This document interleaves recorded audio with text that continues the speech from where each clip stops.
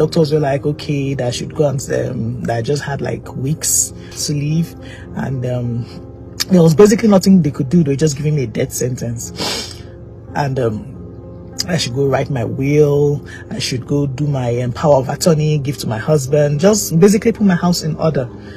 But I told her I believe in God and there was nothing God cannot do. Hi, my name is Isaac Wilson, and I'm giving this testimony from Austin, Texas. It started last year around May 2023. I was having pains in my left breast, and I went to the hospital. The doctors, they said it was mastitis, which is an infection of from breastfeeding. I was given antibiotics and I went home. I felt better. After like a month, the pains came back. I went back to the hospital. They said it was still mastitis and I was given stronger antibiotics. I went back home. The third time, the pains were excruciating.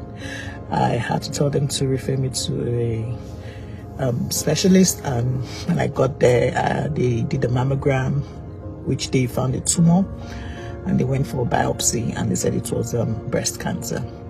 I was referred to the oncologist, so she said okay, yeah, then she's going to do like the breast MRI, then after that the PET scan to ascertain the size of the tumor and where exactly it was before they could commence treatment. The MRI came out, and this time around they said it had started spreading, but they didn't know where exactly it was yet, so they had to wait for the PET scan. At this time I was already crying, weeping, and I was heartbroken. While I was crying, my husband, trying to console me, told me there's nothing God couldn't do, that I should just have faith. But immediately he said that, I remembered my childhood friend Mudia, who usually sends me this link for prayers. I know when I click on the link, she sends it at night my time, like 12 a.m., 1 a.m. my time. And when I click on it, I'm like, sleep, I'll just go back to bed. But I had to go back to that and go back to God, and I started praying. I joined the altar and started praying. So after a couple of days, the PET scan came out. And the PET scan came out. They said it had spread to my liver, my bones, my spine, my pelvics, everywhere. In fact, when they showed me my pelvic, when they showed me the PET scan, I was lit up like a Christmas tree. But this time I was already on the prayer altar, so I wasn't too scared anymore. I just had faith that there was nothing God couldn't do, and I kept holding on to God. The doctor was like, you are not showing so much emotions for someone who they just told the breast cancer had spread, because this time around it was no longer a stage 1, stage 2, it was now a stage 4. It had spread to other parts, and they were going to refer me to palliative care, do the chemotherapy just to keep me comfortable.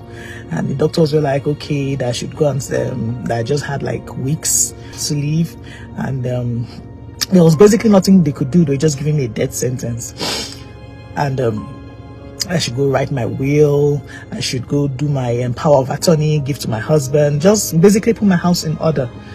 But I told her I believe in God and there was nothing God cannot do. And take notes, the time between when I found out I had cancer and to the time they told me it had spread, it was just 1 week.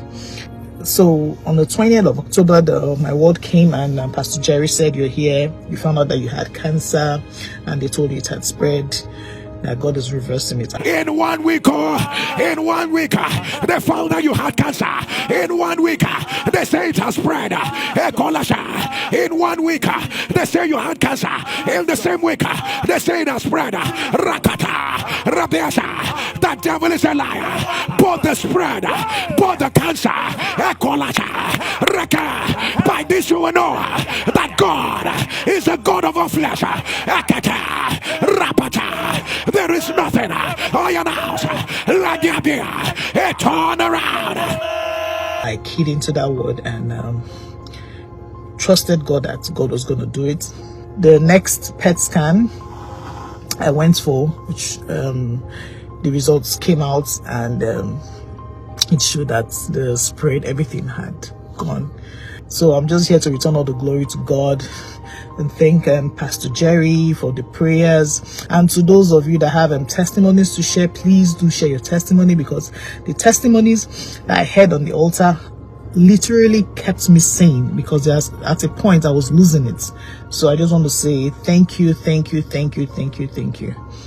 For indeed what God cannot do does not exist. Thank you.